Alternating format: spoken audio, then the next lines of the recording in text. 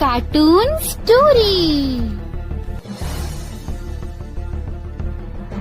निधि को विकास से प्यार तो था, पर वो शादी करके उसके साथ गांव में नहीं बसना चाहती थी। मुझे गांव अच्छा लगता है, पर दिक्कत यही है कि मैं वहां रह नहीं पाऊंगी। मुझे वहां के माहौल के बारे में कुछ भी नहीं पता है। अरे माहौल में ढल जाओगी तुम, थोड़ा टाइम तो लो। और विकास गांव में ही रह के ऑर्गेनिक खेती करता है, इतना अलग काम है। और यहाँ शहर में क्या है, कितना प्रदूषण और भीड़ है यहाँ। पर विकास यहाँ आके भी तो खेती कर सकते हैं ना। अरे शहर में एक प्लॉट लेने में जिंदगी भर की कमाई चली जाती है, खेत कैसे लोगे? सोच ले निधि, विकास गांव का है, वहीं उसका काम भी है। तेरे पास कोई नौकरी भी नहीं है, ना ही तुझे कभी काम करना था।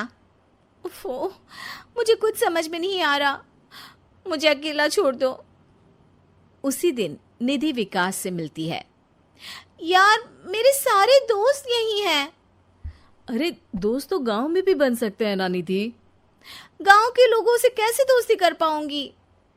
मैं भी तो गांव का हूँ, मुझसे प्यार हो सकता है तो वहां के लोगों से दोस्ती भी हो ही सकती है ना। अरे यार, कंफ्यूजन है बहुत। सोच लो निधि, शादी के मंडप पे छोड़ के मत जाना, वरना दोनों के परिवार की नाक कट जाएगी। अभी बोल दो, पत्रिका नहीं छपाते हैं। निधि के पास तो कोई चारा नहीं बचा। वो विकास से इतना प्यार करती है कि उसे छोड़ भी नहीं सकती। वो विकास के लिए गांव में शादी करके बसने को तैयार हो जाती है। जल्द ही दोनों की शादी हो जाती है। आई होप तुमको गांव में अच्छा लगेगा। मुझे पता है गांव में और शहर में अंतर क्या है। वहां के लोगों की सोच में अंतर है। मुझे पता है कि कैसा लगेगा मुझे। तुम ये बिना देखे किसी चीज के बारे में कुछ भी सोचने की आदत छोड़ दो ना। निधि ने उस वक्त तो कुछ भी नहीं कहा, पर वो सोचती है कि सबको इस बात का एहसास तो करवाना ही पड़ेगा कि वो सही है। उसके दिमाग में एक तरकीब आई। उसने सोचा कि गांव के लोगों के लिए वो ऐसा काम करेगी कि आगे से उसे कोई किसी काम का बोलेगा ही नहीं। शादी के एक दिन बाद निधि की सास ने फरमाइश की। निधि बेटा, अपने हाथ से कुछ खाने का बना दे। बिल्कुल सासू माँ, थोड़ा सा रुकिए, अभी बनाती हूँ। ये सही मौका था निधि के पास ये बताने का कि गांव के लोगों और उसके रहन सहन में कितना अंतर है। रोटी सब्जी दलिया भाजी खाने वालों के लिए पिज्जा बना देती हूँ, तब इनको समझ में आएगा। न खा पाएंगे, न कभी कुछ बनाने की बात कहेंगे। थोड़ी देर में निधि सास के लिए पिज्जा बनाकर ले आती है। ये लीजिए माँ जी, आपके लिए मैंने ये बनाया है। इसे हम शहर में पिज्जा कहते हैं, है ना बेटा? है? आपको कैसे पता कि इसे पिज्जा कहते हैं? अरे पिज्जा को पिज्जा नहीं बोलेंगे तो क्या फ्रेंच फ्राइज कहेंगे? गांव की सास से ये सारी बातें सुन के बहू चौंक जाती है। लेकिन सास एक और ऐसी बात कहती है कि बहू जिसकी उम्मीद ही नहीं कर रही होती है। बहू, इस पिज्जा के ऊपर ओरेगानो मिला दे और थोड़ा चिली फ्लेक्स, मजा आ जाएगा। माँ जी, गांव में रह के भी आपको ये सब कैसे पता है? अरे यूट्यूब टीवी सब खबर रखते हैं हम भी। इंटरनेट है जहाँ, जानकारी है वहाँ। अरे वाह माँ जी। अरे अभी वहाँ मत बोल।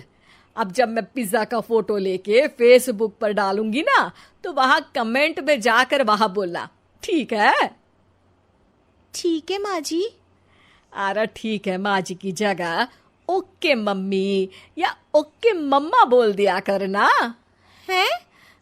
ठीक है, मतलब ओके मम्मा। निधि का तो सर ही घूम जाता है। इतना शहरी बर्ताव तो शहर में रहने वाली निधि की माँ का भी नहीं था। वो शाम को अपने पति से पूछती है, विकास, तुम्हारी मम्मी तो काफी कूल है यार। पिज्जा में क्या डालते हैं, फेसबुक पर क्या डालते हैं, सब कुछ पता है उन्हें तो। हमारे बड़े पापा के लड़के रहते हैं शहर में, बस उनके बच्चे आए थे गांव में गर्मी की छुट्टियां मनाने। उन्होंने माँ को एकदम शहरी बना दिया। उनका फेसबुक अकाउंट भी है, इंस्टाग्राम भी है और टिकटॉक बैंड हो गया, वरना वो भी बनाती थी। तभी सास वहां आ जाती है। अरे निधि, मैं तुझे टैग नहीं कर पा रही हूँ, जरा मेरी फ्रेंड रिक्वेस्ट एक्सेप्ट तो कर दे। निधि की गांव को लेकर जो राय थी वो अपनी सासू माँ को देख के बिल्कुल बदल जाती है और अब निधि भी सोशल मीडिया पे अपनी सास के साथ लाइव आती है और कमेंट बाजी भी करती है ताकि सबको पता चले कि गांव में रह के भी उसका जीवन शहर जैसा ही है और उसके आसपास के लोगों के अंदाज भी एकदम शहरी है। Yeah.